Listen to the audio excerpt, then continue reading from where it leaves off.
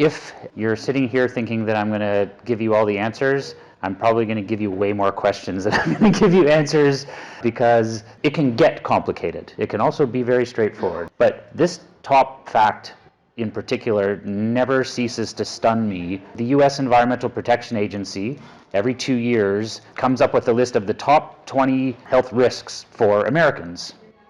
In the time that I've been following that list, being in a building has never been less than number 5. So that includes things like inhaling gas fumes, carbon monoxide poisoning, really direct things that hurt us and kill us. Being in buildings is like, it's been 3, it's been 4, it's been 5, but it's never been lower than 5. So it's kind of stunning that we think, nobody quite understands all of this stuff. Well, these guys do, and they're not a crazy hippie organization, and they're not doing anything about it, but it's interesting that it comes up as a top 5 environmental risk to public health is being in buildings, which is something that everybody does a lot of the time. But here in Canada, everything's hunky-dory. We don't have that problem because our building code actually says there are 7 objectives in the Ontario Building Code. One of them is that you will limit the probability that as a result of the design or construction of a building, a person in the building will be exposed to an unacceptable risk of illness due to indoor conditions caused by inadequate indoor air quality. That would seem to address the EPA's "it's really dangerous to be in a building" thing. And as Melanie said, the other part of the sort of health issue is the environment. And well, look, our building code, one of the other 7 objectives, is that the natural environment won't be exposed to an unacceptable risk of degradation. So we're covered. We're fine. The building code's taking care of us. It's all good. Don't worry. Except that I spent about an hour yesterday. Could I find in the actual language of the building code anything that directly referenced those 2 objectives? No. The only place that the health one came in was around the possibility of mold growth. But in terms of any other indoor air quality thing, there is nothing. The only 2 things you can't legally put in a building in Ontario are lead and asbestos. That's it. Everything else is good to go. You can put it in there as a builder, and there's nothing stopping you from doing that. There's no oversight or regulation. So, straw? What's that? You can even put straw in. They even let you do that. It's crazy. They'll let you do anything. So this kind of ties into what Melanie was talking about, and that is even coming up with a definition of what you're talking about when you're talking about healthy isn't straightforward and will vary hugely. I think to a large degree, we tend to think about this as an occupant issue. So I want in my house to not be exposed to toxic things, and that's totally understandable and good. But there's another level of what about the people who put the stuff in the house in the first place, the person in the Tyvek suit doing the spray foam, like, is that on your radar? Is the people at the factory on your radar? Are the people who have to live near that factory on your radar? And is the actual ecosystem where those raw materials get harvested, those wastes get dumped, is that on your radar? So different people will have different sort of priorities in here, which is totally fine, but it's good to go into this kind of going, I know what my priorities are. Like, I know, how I'm going to make decisions based on who's being impacted and how much that matters. So then you start looking around to figure out, well, what's healthy? You can get information from manufacturers and from their sales reps, and what's missing on the screen, I don't know why it didn't come through, is a little blurb about the 4 biggest paint companies in the United States successfully being sued for fake health claims about no VOC paints. They ended up having to pay just shy of $2 billion in fines. And they came up with these 2 green logos. Green Promise and Eco Assurance were both standards. You could go to the store, see that stamped on your no VOC paint and go, awesome! And they're fake. Like, they just made those up. They don't have any standards to them. It's just a thing they put on their package. And the US Federal Trade Commission said, hey, you can't do that. And you also can't put pictures of babies in your advertisement and say, like, this is great for children, when in fact it actually is bad for children. So beware of what you're hearing from manufacturers. Are they still doing it? No. Okay. No, you can't claim that these products are safe when, in fact, you have no proof that they're safe. There's also definitions for healthy from government bodies. I don't feel particularly great about that as my oversight. We looked at the building code. There's zero oversight there. In the US, the Toxic Substances Control Act, you can read a bit about it there. They're not really doing anything. Our wonderful Ontario government just repealed a whole bunch of the province's Toxic Reduction Act that was put in about 2 years ago, was supposed to start to really put caps on these things. That's gone. So I'm not going to rely on that as my source of information. This is just a little map that kind of shows you. This is American, but our process in Canada is pretty similar for how chemicals are regulated. The US, their chemical laws came in 76. Ours came in 1984. Any chemical made before that was automatically grandfathered in. If it hadn't been called unsafe pre that date, it was considered safe after that date.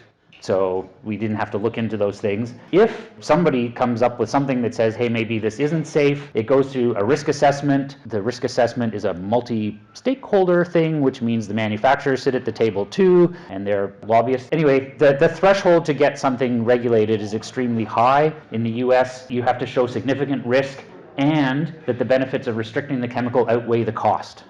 So if the manufacturer said, oh, dude, it's going to cost me $5 million to get rid of that chemical, they'll go, oh, yeah, and only a few people are getting sick, so okay, like you're in, it can stay. So anyway, that's how government regulation works or does not work. And then there are all kinds of third-party programs. It can get really overwhelming when you start diving into them. Not trying to be glib, almost all of them are crap.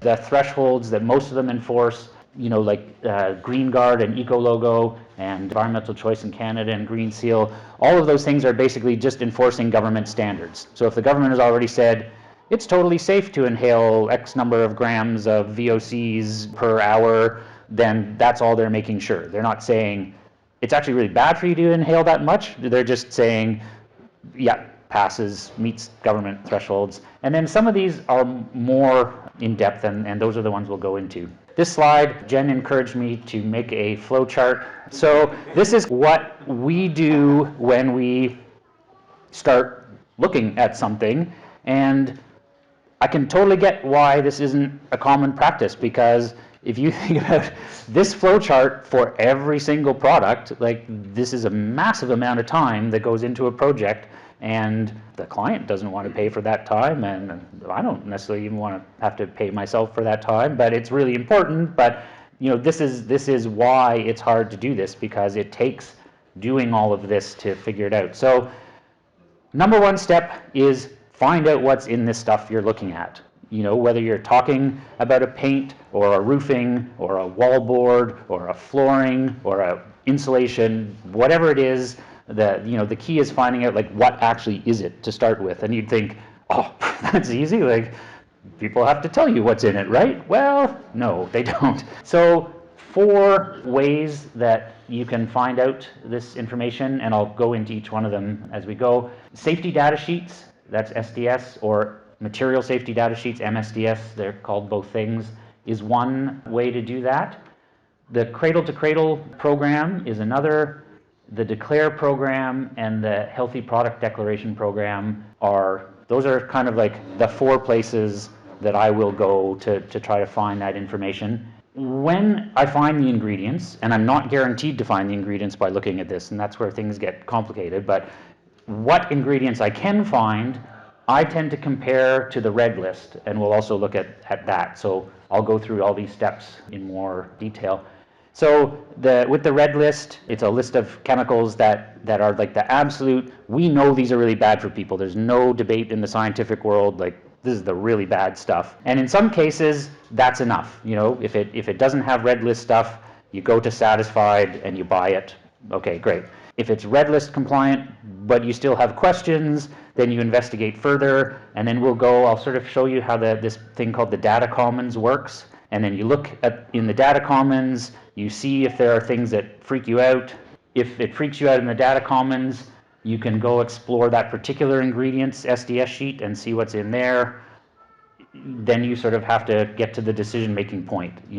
Am I okay with this level of risk? Can I substitute something, or do I not use it at all? And then if you're going to mitigate the risk, you can go ahead and buy. So that's kind of the process. SDS or MSDS sheets, every product sold in retail is supposed to have one of these, and the manufacturers are obliged to make it available to you if you ask. One of the interesting things that I found is that if I can just pop on a manufacturer's website and I can find their MSDS sheet and they make it really clear and I can get there and they're making it accessible to me, those are almost always the better products.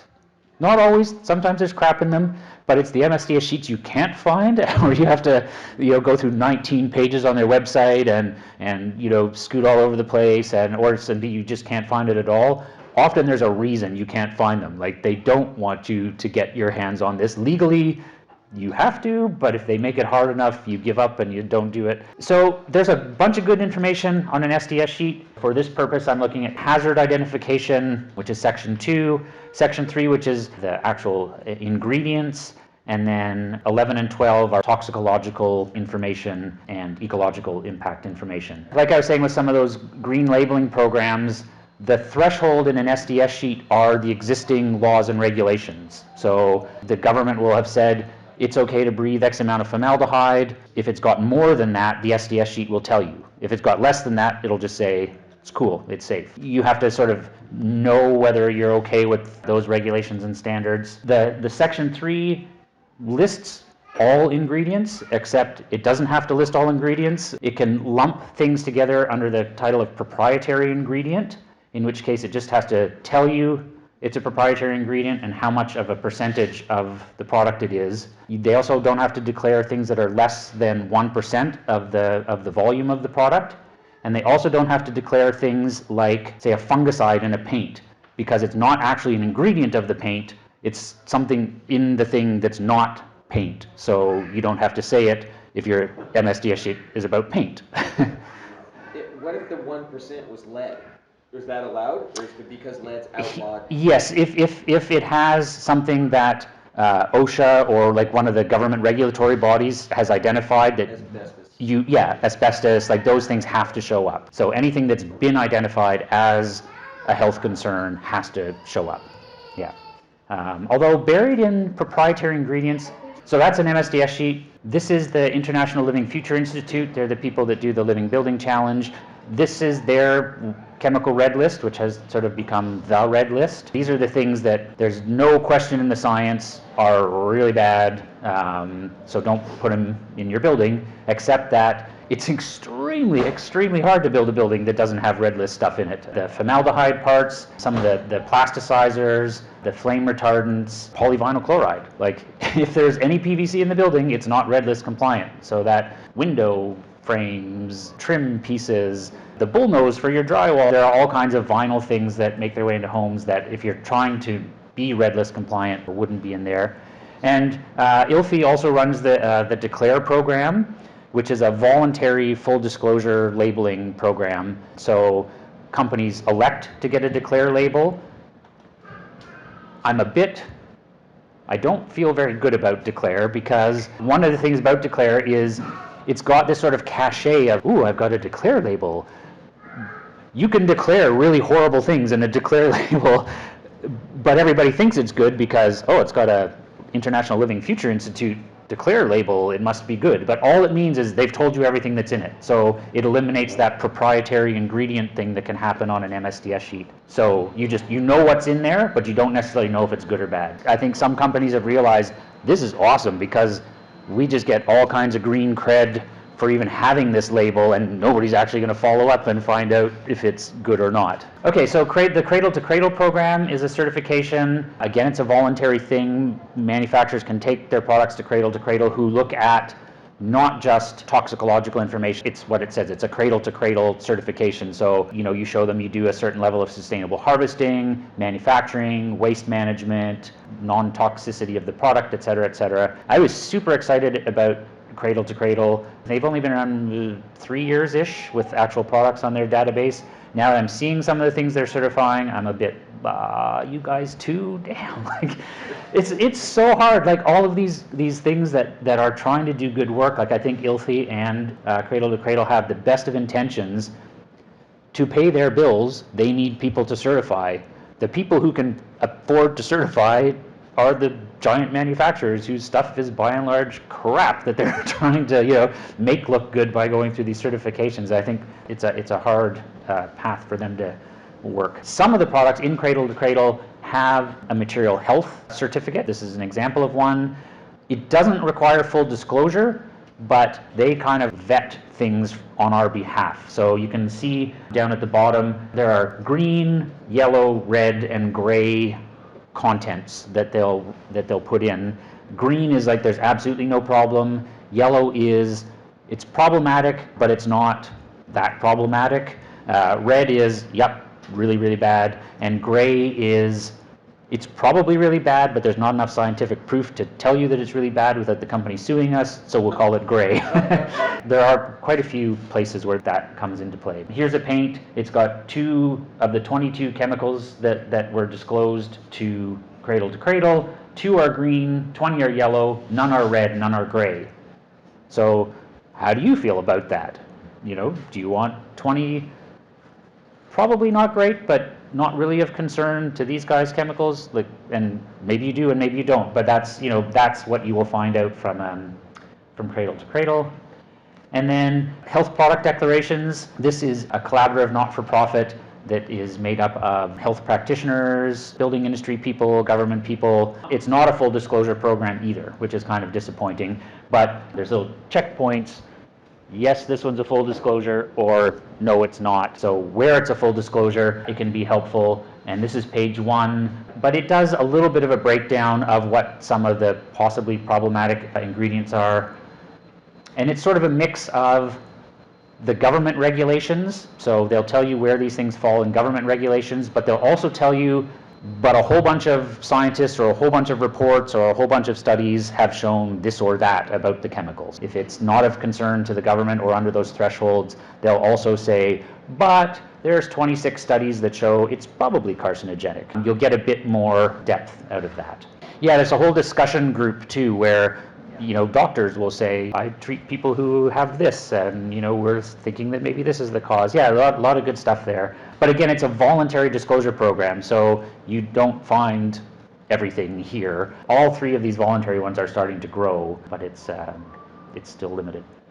Do manufacturers pay into this the same way that they do to Cradle and... I'm actually not sure, to be honest. That's something I should look into. I don't know how the funding model works for this, but there are a lot more really small and obscure manufacturers who have HPDs. So that would kind of indicate to me that at least the threshold for getting in is affordable. So they're not relying entirely on large corporate people engaging with it. The other thing that an HPD will tell you is whether or not the HPD itself was done by the company or by a third party, which is sometimes helpful to know. That's another one of those tick boxes down there. So now I'm going to kind of use paint as a sample, but you could do this for anything. It made for a good sort of sample material. So here's Sherwin-Williams typical off-the-shelf paint. I go to their MSDS sheet. If I see that the actual MSDS sheet is going hazardous, like this is above government approved thresholds of these things, that's the end of my research. I'm not going to put this in my building or anybody else's building if it's over MSDS sheet limits, and the MSDS sheet is actually telling me that it's a carcinogen. Thank you very much. I'm going to move on. So I will not get that paint. So then I find, okay, what's on the red list? What's at declare for paints? As you search the declare thing, you can actually choose red list free as one of the fields. So it's like, oh, look at that. Benjamin Moore's whatever, ultra spec. It doesn't have any red list chemicals. That must be great stuff. They've declared, there's all the ingredients, little tick at the bottom, it's red list free. So maybe that's cool. Like the red list is a pretty good threshold and maybe you're happy with that. But if you want to go a little further, you go to that ingredient list at the declare thing and you take the CAS number, which is the chemical number. So all chemicals have this like numbering system. One of the great things about declare, and actually it's on SDS sheets too, you get that chemical number. Here's the resource that I would really steer you to. The Healthy Building Network has this thing called the Data Commons. It's an incredible resource. You might have seen it as Pharos a few years ago. Pharos has now sort of been merged with the Healthy Building Network. But the data commons is amazing because what you do is you take, so for here, I'm like, so what is methyl lethyl cappyl polymer with butyl acylate, which is the biggest ingredient in this paint after water? And you can take that number or that name, you pump it into the search chemicals bar at Data Commons. This is free. It's an amazing free resource. It'll pop you up chemical name, and it's got a bunch of different tabs. I'm on the hazards tab, so it will tell you what is in here that they determine as hazardous, and their threshold for hazardous is really different. This is not government. They go to academic research, they go to medical case studies, they do real research to come up with, are these things problematic? And they have a color scheme. You can link to the studies. If you go under list name, you can go there and they'll direct you to the actual studies. They'll tell you how many studies. This is real information. Part of what makes it difficult is that it's real information. Now you have to read medical things, or if you really want to engage with it, or you can do what I do and go, these guys have their shit together and I'm going to trust them. As far as I can tell, they're not taking anybody's money. They're not coming at this for any gain other than to share this information. So it feels to me like real data. And so you can see that ingredient in that paint. Persistence means that once you create that compound, it doesn't go away. So, but there's no direct hazard, or well, there is.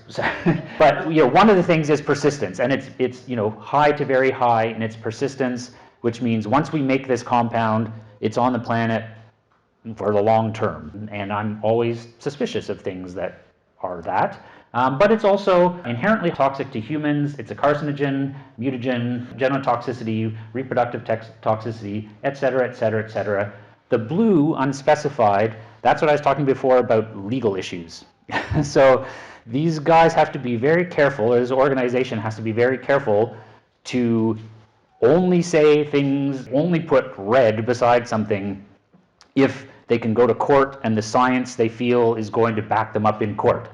If it doesn't, they put it in blue. And so they're telling you that there's a bunch of research that shows that it's all of these things, but they can't go to court based on what's there now. So it's either a small sample study, an incomplete study. Like, for some reason, you wouldn't want to stake your career on taking that one to court. So, but I find for my product choosing, if it's showing up here as all of those things, it's kind of like over my threshold.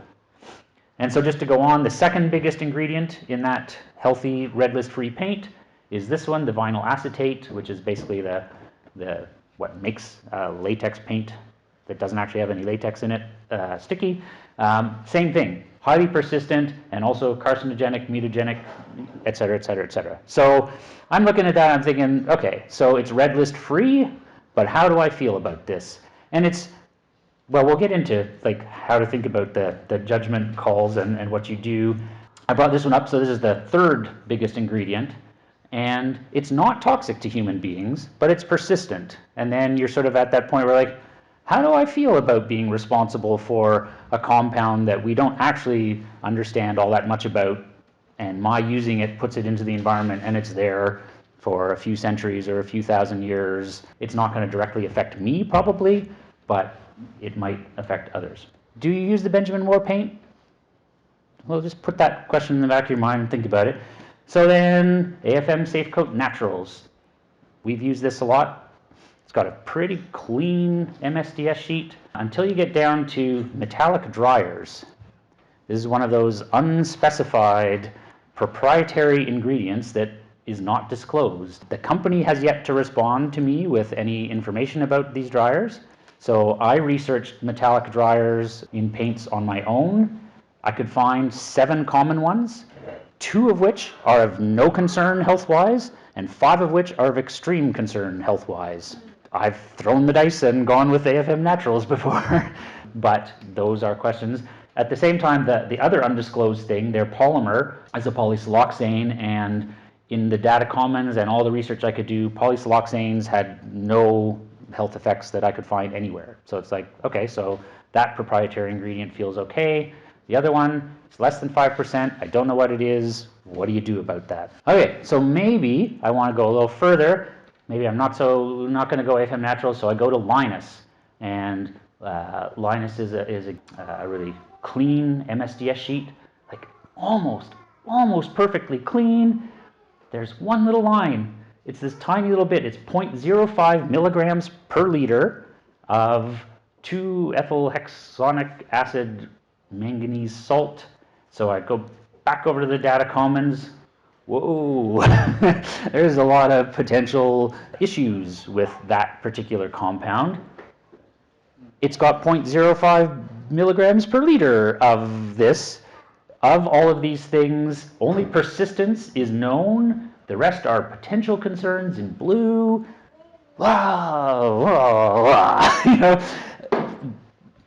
like I said, I'm not giving you answers, I'm giving you questions.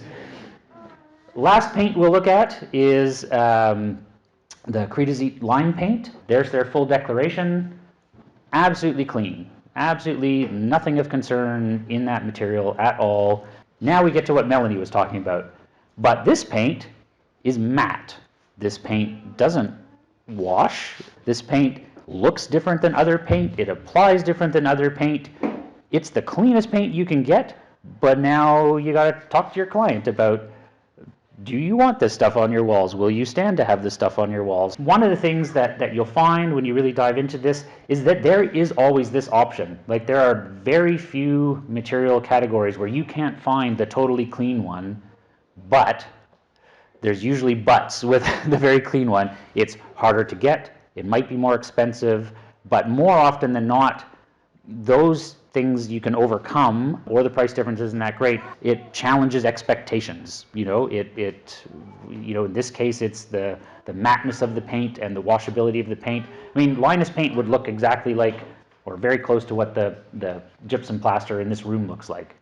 So, little side rant, but the stuff about paint being washable, with the exception of behind the counter in your kitchen and maybe some light switches, who has ever friggin' washed their paint? You know, it's not that common a thing that you wash your paint. And the nice thing about some of these paints is you just put a bit more on the dirty spot, and because it's matte and because it has some texture, you can't tell that you just put more paint on there. That's how you clean it. You repaint it, and it's just as easy as cleaning it. Anyway, but there is a whole client expectation, installer expectation, like there is a whole realm of things that often accompany these really clean products.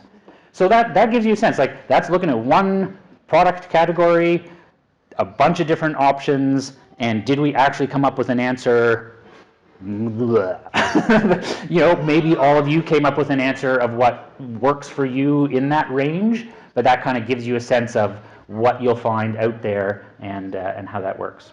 This was 4 hours yesterday because I had to go find all of these to do this presentation. So it was exactly 4 hours to put that together. So not crazy, but then if you multiply that by every material, it can get high. So just one more MSDS sheet, just to show you that don't make any assumptions about things. A lot of times, especially at natural building conferences, drywall gets the big poo-poo, like, oh, drywall is bad for the environment, it's terrible stuff.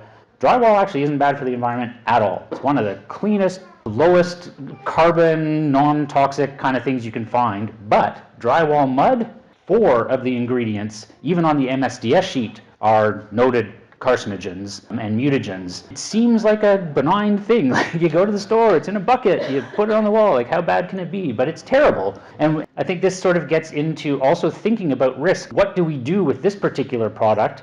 We put it on the wall, and then we sand it into incredibly fine particulate. So there's no way that you're not putting this stuff in your lungs. It's going in the installer's lungs, it's probably going in the homeowner's lungs. How do you get all the drywall dust out of a house?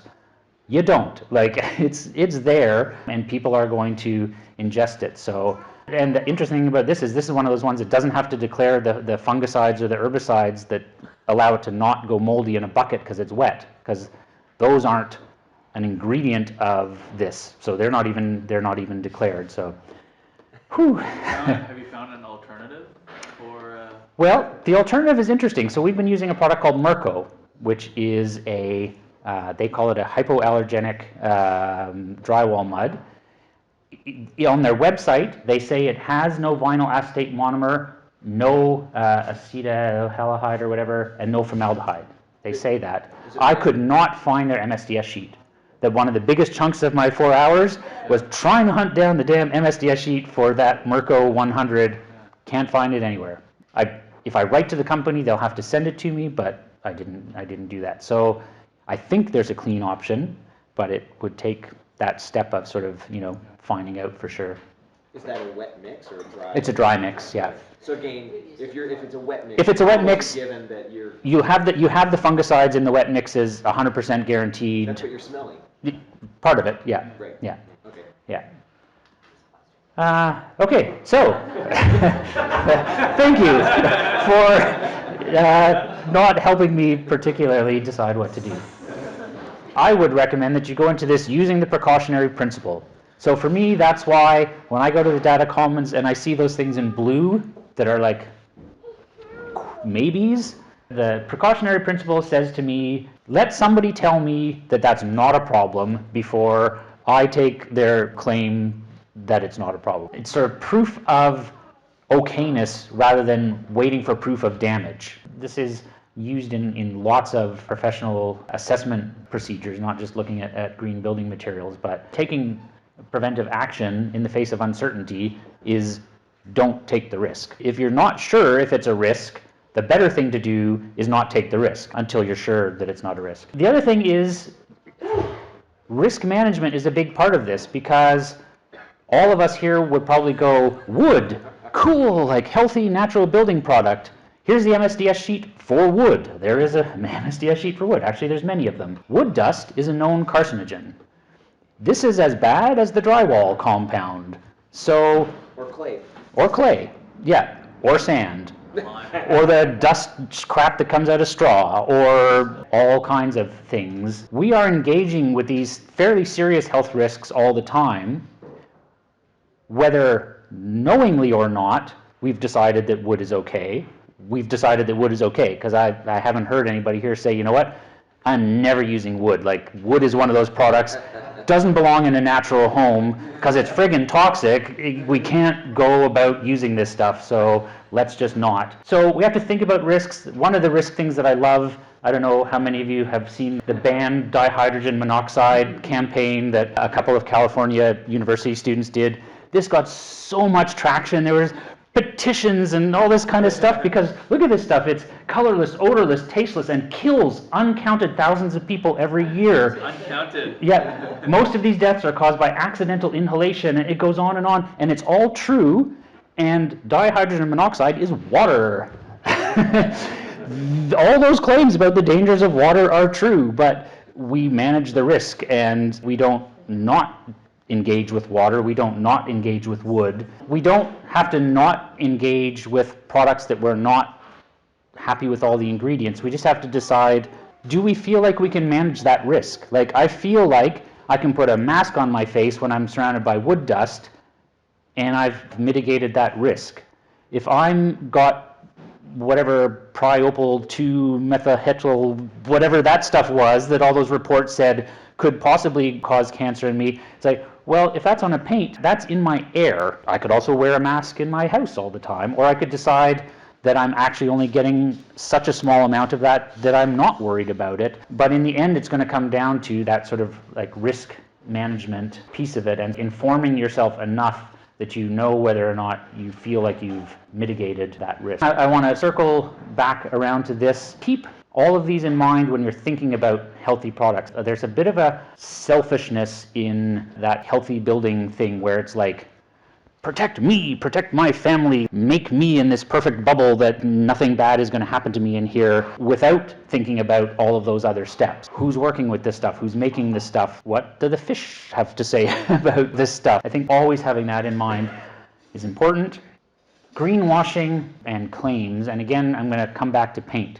So how many people here use no VOC paints and choose them because they're the better option? Yeah, I mean, I think we've all done that.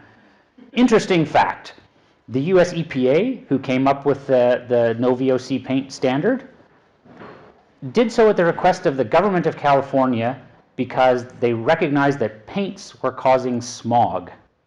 And in the low-lying big cities in the US, smog was problematic. There is no human health component to a no-VOC paint. A no-VOC paint makes no VOCs that cause smog. Here's the US EPA saying that themselves. They indicate that EPA reference method 24 is probably not an adequate method for measuring the VOC content of low VOC paints. It's meaningless. Unless you're really concerned about smog, this is not a human health thing. The people who made the standard are saying this has nothing to do with you being healthy from, or these paints not causing you issues. They don't cause smog. So this is greenwashing at its absolute worst, that the paint industry sort of like grabs onto this standard, which was actually really easy for them to hit. From my research, most of them had to take two things out of their paint, and they were easy substitutions, and they were no longer smog-causing VOCs. All the rest of the shit, like we looked at that Benjamin Moore list, it's all really bad stuff, but it's no VOC, and we all think that that's green, and it's not. So cautionary tale there. 2 seconds on spray foam, because a day's not a day if you can't bash spray foam. Or foam building products in general. The other thing to be careful of is there are a lot of single claim green claims. Spray foam is green because it makes energy efficient buildings. Or even better now, our spray foam is even greener because it's got soy in it. Or our spray foam is greener because we're using a zero global warming potential blowing agent. That shit is not green. Like those are aspects of it that are green, but it's not a full consideration. So a little bit about the flame retardants that are in foam products, all foam building materials. 5 to 20% of the weight of a foam building product is flame retardant. That's how they manage to just squeak by the fire rating times when their material is actually napalm. It is. We have foam building products because at the end of the Vietnam War, Dow Chemical had a lot of napalm, or the ingredients for napalm, and they needed to figure out what the hell to do with this. And they figured out that they could make this stuff out of it, and it worked. But it's napalm. Has anybody lit it on fire? It goes pow, pow, pow. It spits, and if it ends up on you, what does it do? It keeps burning. It doesn't go out. It goes into your skin, and it keeps burning. Literally, we are building buildings out of napalm. It's crazy. But they put flame retardants in it, so it's safe.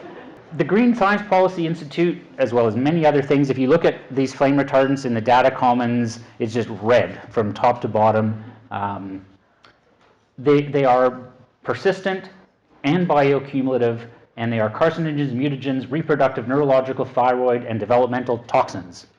Unquestionable. The science on these ones are unquestionable. It's on the Living Building Challenge Red List for that reason. It still burns.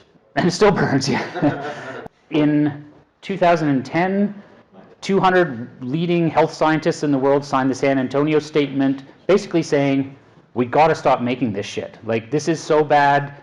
They did breast milk studies of women on Pacific Islands where there has never been a foam product, and there are these flame retardants in the breast milk of those women. That's how persistent and bioaccumulative it is. And the flame retardant industry is going gangbusters. I went to their website and looked at their newsletter, and they're like, flame retardants are going to reach 2.9 million tons by 2023. If we're using foam building products, we are responsible for bringing part of that 2.9 million tons of some of the most toxic chemicals in the planet into existence. So my advice, I might have been wishy-washy on other things. I will tell you, don't use foam products. You can't justify this at all. A little more advice. There are a bunch of different greenwashing or avoiding greenwashing website things, the 7 sins of greenwashing. I think we all sort of inherently have a gut sense of this, but I also think there's a tendency to protect our own status quo. You know, it's like you'll hold on to vagueness or hidden trade-offs or something like that because it's so damn easy to use foam. You know, as an example, you'll go, oh, well, yeah, I know it's bad, but I just don't think that, especially we in this practice, can be doing things like that. There are the links to those places. There's not a public repository of SDS sheets. Those you have to find on manufacturers' websites or things like that. You're legally obliged to have the SDS sheet for every product that you have on your building site, in a binder on your building site. Interesting side fact. So we should actually already have these for everything we use, but I know we don't, but it's the law. So thank you for that. I hope that was like some